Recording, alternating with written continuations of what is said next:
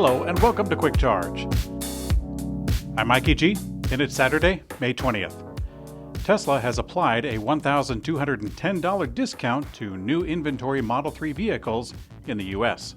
It now starts at $39,030 before incentives. With a $3,750 federal tax credit, it's now $35,280, which is about the original price that Tesla was aiming for. It also brings the lease price down to $384 a month. As for new Model 3 orders, Tesla is maintaining the same price and deliveries by June for all versions. Tesla is also discounting some new inventory Model X vehicles by $1,560, but not across all of them. Now, according to Matt Jung from Tesla Inventory Charts, the Model 3 inventory is at a year high right now. Be that the case, it makes sense that Tesla is adjusting the price on the fly. We may see more incentives as time marches to the end of the quarter. General Motors announced that the Chevrolet Silverado EV WT will have 450 miles of range on a single charge, which is significantly higher than expected. This will be the higher trim level, and also a lower trim 350-mile version will also be made. The higher range will be the first units that are built, called the First Edition. These are expected to feature 510 horsepower, 615 pound-feet of torque, 12,000 pound of payload capacity, and 8,000 pounds of towing capacity. That capacity is going to be a bit limited, but GM says that the max towing package will upgrade that to 20,000, and that's expected to come sometime in 2025. Now, going back to the battery range, this is indeed much more than the Ford Lightning 320 miles of range with their extended battery, and more than 328 miles for the Rivian R1T, again with their highest range configuration. And of course, there's also the Cybertruck. Tesla has yet to update the Cybertruck pricing despite the pickup soon entering production. Electrek peers into the crystal ball to come up with some price targets for the highly anticipated, highly unique vehicle. When unveiling the Cybertruck back in 2019, Tesla announced a starting price of $39,900 and a high trim level starting at $69,900.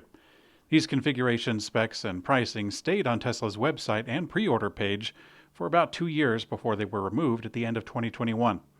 Tesla hasn't updated it yet, and they may not have decided either.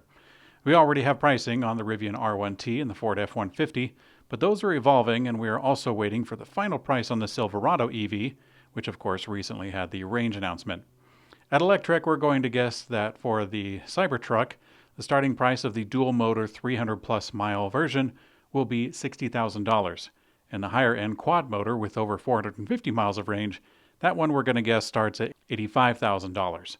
There's also the $80,000 limit for a vehicle to qualify for the federal tax credit, so perhaps there's going to be a large gap between something that does qualify and then an awfully stacked truck that won't. Vinfast is teaming up with Sony, which will provide new in-car streaming services for the Vietnamese auto group. The content can then be streamed through the vehicle's infotainment system with up to 4K resolution support and immersive sound through what they're calling DTS audio. This is certainly following the leader, although there is still some room to grow. Tesla started their own service, which has native access to Netflix, Hulu, Disney+, and YouTube. For the sake of Vinfast, let's hope that there is a lot of die-hard Sony fans out there who are going to buy a car for the sake of having a smoother streaming experience.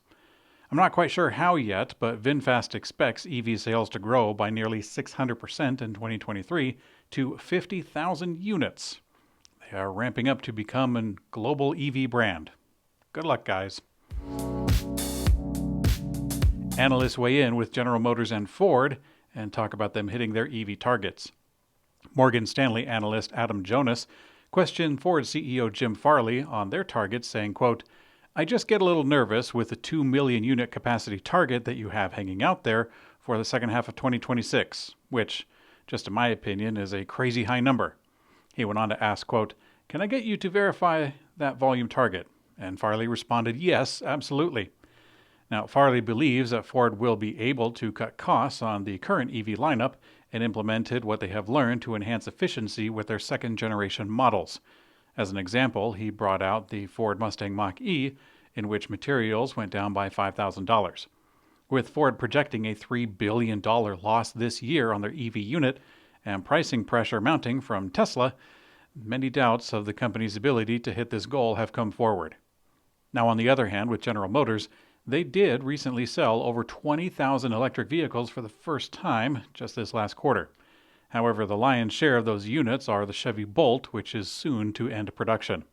General Motors reaffirmed their target of having the capacity to power 1 million EVs by 2025.